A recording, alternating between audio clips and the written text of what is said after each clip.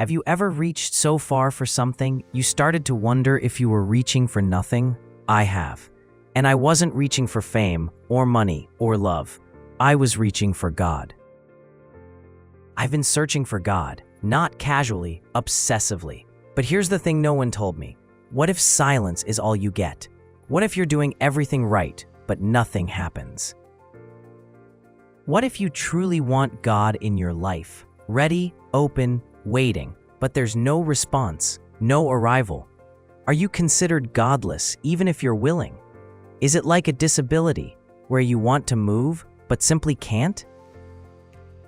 Religions welcome followers. They need followers. But what if God doesn't invite you in? Can you absorb that and move on? Can you be satisfied with being denied by God, the Almighty? If you want God, is a godless life even an option? And if there are no other options, can I live with that? That seems like the heaviest of all refusals. Being denied a job or a powerful position in government is nothing compared to a rejection from God. But is rejection just my interpretation? I don't know where to turn when God is silent. Preachers have told me I'm blocking him, that I'm the issue, that I'm in the way. And that used to cut deep, because how can I, in all my smallness, cut off God? Am I that powerful? Or is God like a gentle flowing stream, where I can use just a touch of mud to alter the course of flow, or build a dam to block it all? Did I build an internal dam, keeping God's reach distant and unfelt?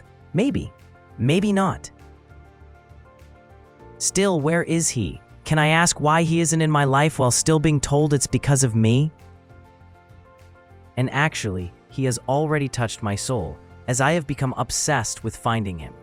And while I have been left to search without breadcrumbs or a scent to follow, I don't feel stumped or defeated. In fact, with the passing of time, I feel I have gained strength to continue, even gained confidence, not confidence in God appearing suddenly, but in my ability to search for him. But I must also admit, I have felt an anger inside, one that might be seen as juvenile, because it feels based on seeing others get something I can't seem to get for myself.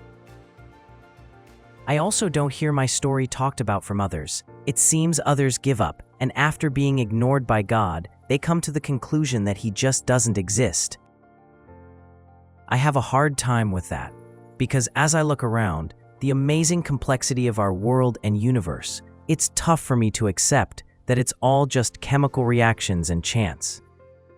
I've heard stories of people losing God when he used to be present but then went silent, but I haven't heard about others trying endlessly to get God's attention. We are human, and when we've had enough, we've had enough. Maybe my tolerance for God is stronger than others. Whatever it is, I am here, still waiting to feel his presence, still longing for his effect. What do others do when there is no God? Do they fake it at church? How do they cope? How many of us are there? I recall once at church, the preacher was excited, using his time in the sermon to bring more followers to God. The band started playing upbeat and powerful music. While he grabbed the microphone, he then asked individuals in the crowd who were looking to bring God into their lives to come down to the pulpit, and in front of a large crowd, all cheering and rejoicing, stood on the stage to accept God. It was exciting. It was thrilling, actually, and I was tempted to run down and join them. But something inside me spoke louder than the preacher and the music. I knew if I went down there, I would feel obligated to follow along, to act joyous and free, to accept their blessings and pats on the back. But I didn't do anything, and I didn't feel God entered my heart. It all felt forced, too soon, as if they were thanking me for being a hero, when in reality, I wasn't. Now, if I had found God, that would be something to celebrate. But that hadn't happened, not in that instant. And all the enthusiasm of that moment actually felt like a distraction from feeling God. But that's the thing. I was excited by the process and the celebration, but my emotions didn't feel what it looked like they wanted. Yet I almost did it. I wanted to be part of this glorious moment. I really did. I wasn't fighting their words or their enthusiasm. I just wasn't ready, and I didn't want to fake it. I wanted to be real and not provoked into saying the right thing. And I knew while the path they cleared for me was stimulating and exciting, it was a step in the wrong direction. I wasn't there to fool myself or the cheering crowd. I wasn't comfortable with that. And while I don't wish to be a skeptic, one of the possibilities is that this whole thing, God, religion, faith, is all just imagined. But that possibility seems too out of touch with reality, as millions and millions of people would have to be in on the farce to fool others. And that just seems out of the question. But then an uglier option popped into my head. Are all of these folks brainwashed like a cult? Is religion, no matter who the gods are behind them, just a psychological process that locks people in? While I recognize this as a possibility, it too seems far-reaching, yet possible. Others say they've heard God's voice, felt him move. They say it's unmistakable, a whisper to the heart, a door opening, a warmth in the soul. And I want that. Like nothing else in my life, I want that. I've opened my house up for God, cleaned the rooms, cut the lawn, put fresh paint on the walls. I prepped my heart like a nursery waiting for new life. I was ready for God. I saw what others had, the change in them, the calm in their posture, the peace in how they lived, and I wanted all of that. I was ready. Then I waited. Seconds turned into hours, hours into days. You get it. Still nothing. I started asking others, faithful people, believers.